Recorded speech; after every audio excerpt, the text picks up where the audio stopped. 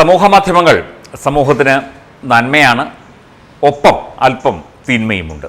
പ്രത്യേകിച്ചും കുട്ടികൾ ഫേസ്ബുക്ക് പോലുള്ള ഈ പ്ലാറ്റ്ഫോമുകൾ ഉപയോഗിക്കുന്നതിൽ അവർക്ക് നിയന്ത്രണമില്ലാതെ വന്നു കഴിഞ്ഞാൽ അവർ പല വഴികളിലേക്കും തെറ്റായ വഴികളിലേക്കും പോകാനുള്ള സാധ്യതയുണ്ട് എന്നത് നമ്മൾ കാലങ്ങളായി ചർച്ച ചെയ്യുന്നതാണ്. ഈ ഫേസ്ബുക്കും അതുപോലെ തന്നെ വാട്സാപ്പും തുടങ്ങിയ ലിങ്ക്ഡിൻ തുടങ്ങിയ ഈ പ്ലാറ്റ്ഫോമുകൾ ഉപയോഗിക്കുന്നതിൽ തീർച്ചയായിട്ടും കുട്ടികൾക്കിടയിൽ പ്രത്യേകിച്ച് കൗമാരക്കാർക്കിടയിൽ നിയന്ത്രണം വേണം എന്നുള്ളത് വളരെ അത്യാവശ്യമായ ഒരു കാര്യം തന്നെയാണ്. കേരളത്തിലടക്കം ഇന്ത്യയിലടക്കം ലോകത്തെമ്പാടും ഈ വിഷയങ്ങളിൽ പരിശോധനകളും ചർച്ചകളും അതുപോലെ മറ്റ് വിവാദങ്ങളുമൊക്കെ തന്നെ പലപ്പോഴും ഉണ്ടായിട്ടുണ്ട്. മെറ്റ എന്ന കമ്പനിയുടെ കീഴിലാണ് ഫേസ്ബുക്കും വാട്സാപ്പും ഒക്കെ പ്രവർത്തിക്കുന്നത്. ഇത്തരം തെറ്റായ പ്രവണതകൾ ഫേസ്ബുക്കിലൂടെ അല്ലെങ്കിൽ മറ്റ് സമൂഹ മാധ്യമങ്ങളിലൂടെ മനഃപൂർവ്വം കയറ്റി വെച്ച് കുട്ടികളെ വഴിതിരിക്കുന്ന രീതിയിലേക്ക് പലപ്പോഴും ഈ സമൂഹ മാധ്യമ പേജുകൾ അല്ലെങ്കിൽ സമൂഹ മാധ്യമങ്ങൾ കൊണ്ടുപോകുന്നു എന്നുള്ള പരാതി ഇതിൽ അമേരിക്കയിൽ തന്നെ ഒരു കേസ് നടക്കുന്നുണ്ടായിരുന്നു. അതിൽ ഇപ്പോൾ മെറ്റ പിഴയടച്ച് ഈ കേസുകൾ ഒത്തുതീർപ്പാക്കാനുള്ള ശ്രമങ്ങളാണ് നടക്കുന്നത് എന്നാണ് റിപ്പോർട്ടുകൾ സൂചിപ്പിക്കുന്നത്. തീർച്ചയായിട്ടും ഇനി ഇത്തരം ഫേക്കായിട്ടുള്ള തെറ്റായ കണ്ടന്റുകൾ ആവിഷ്കരിച്ചുകൊണ്ട് കുട്ടികളെ പല രീതിയിൽ വഴിതെറ്റിക്കുന്ന, അതായത് മദ്യത്തിനും മയക്കുമരുന്നിനും മറ്റ് ഓൺലൈൻ ഗെയിമുകൾക്കുമൊക്കെ അടിമകളാക്കുന്ന രീതിയിലേക്ക് കൗമാരക്കാരെ നിർബന്ധപൂർവ്വം കടത്തിവിടുന്ന രീതിയിൽ ചില കണ്ടന്റുകൾ സൃഷ്ടിച്ചുകൊണ്ട് മെറ്റ പലപ്പോഴും വിവാദങ്ങളിൽ പെട്ടിരുന്നു.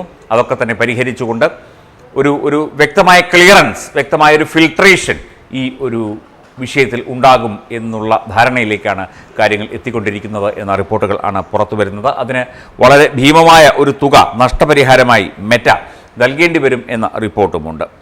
ഫേസ്ബുക്ക്, ഇൻസ്റ്റാഗ്രാം പ്ലാറ്റ്ഫോമുകളിലെ കൗമാരക്കാരുടെ സോഷ്യൽ മീഡിയ ഉപയോഗവുമായി ബന്ധപ്പെട്ട കേസ് അവസാനിപ്പിക്കാനുള്ള ഒരു തീരുമാനമാണ് ഇപ്പോൾ ഉണ്ടായിരിക്കുന്നത്. പിഴയായി $17 ബില്യൺ നൽകാനും കുട്ടികളുടെ സോഷ്യൽ മീഡിയ ഉപയോഗത്തിൽ സുരക്ഷാ നടപടികൾ ശക്തമാക്കാനും ധാരണയായതായി US അറ്റോർണി ജനറൽ അറിയിച്ചു. കൗമാരക്കാരെ പ്ലാറ്റ്ഫോമുകളിൽ കൂടുതൽ സമയം ചെലവഴിക്കാൻ പ്രേരിപ്പിക്കുന്ന തരത്തിൽ ഫീച്ചറുകൾ മനഃപൂർവ്വം രൂപകൽപ്പന ചെയ്തു എന്നാണ് മെറ്റയ്ക്ക് എതിരെയുള്ള ആരോപണം. തീർച്ചയായിട്ടും അത് പരിശോധിക്കേണ്ട കാര്യം തന്നെയാണ്. മനഃപൂർവ്വമായി ഇത്തരം ഫീച്ചറുകൾ സൃഷ്ടിച്ചെടുത്ത് അത് കുട്ടികളിലേക്ക് കടത്തിവിട്ട് കുട്ടികളെ സമൂഹ മാധ്യമങ്ങൾക്ക് അടിമകളാക്കാൻ, ഫേസ്ബുക്ക് പോലുള്ള സമൂഹ മാധ്യമങ്ങൾക്ക്, ഇൻസ്റ്റഗ്രാം പോലുള്ള പ്ലാറ്റ്ഫോമുകൾക്ക് അടിമകളാക്കാൻ പല ടെക്നിക്കലായിട്ടുള്ള സാങ്കേതികമായ പല ഫീച്ചറുകളും മനഃപൂർവ്വം അവതരിപ്പിച്ചു എന്നുള്ളതാണ് ഈ വിഷയത്തിലുള്ള കേസ്.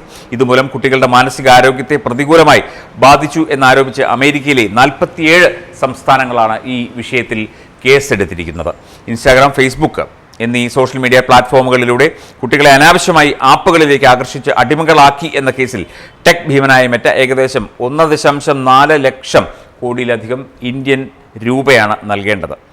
കേസ് തീർപ്പായാൽ കുട്ടികൾക്കും കൗമാരക്കാർക്കും ഫേസ്ബുക്കിലും ഇൻസ്റ്റഗ്രാമിലും ദിവസേന ഉപയോഗിക്കാവുന്ന അതിന് സമയപരിധി ഏർപ്പെടുത്തും.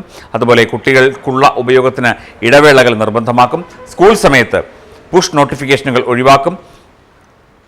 പ്രായം സ്ഥിരീകരിക്കുന്നതിനുള്ള ശക്തമായ സംവിധാനങ്ങൾ ഏർപ്പെടുത്തും. അങ്ങനെ പ്രതിദിനം ഏതാണ്ട് 2 മണിക്കൂർ മാത്രമേ കുട്ടികൾക്ക് ഇത്തരം പ്രത്യേക പ്രായപരിധിയിൽപ്പെട്ടവർക്ക് ഇത്തരം സമൂഹ മാധ്യമ പ്ലാറ്റ്ഫോമുകൾ ഉപയോഗിക്കാൻ പറ്റൂ എന്ന നിരവധി ഫീച്ചറുകൾ അപ്ഡേറ്റ് ചെയ്തുകൊണ്ടായിരിക്കും മുമ്പോട്ട് പോകുക.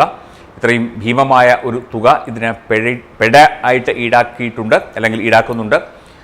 47 സംസ്ഥാനങ്ങളാണ് ഈ വിഷയത്തിൽ പരാതി നൽകിയിരിക്കുന്നത്. തീർച്ചയായിട്ടും ഇത് വളരെ പോസിറ്റീവായിട്ടുള്ള ഒരു ഒത്തുതീർപ്പാണെങ്കിൽ കൂടി നമുക്കത് മനസ്സിലാക്കാൻ സാധിക്കും.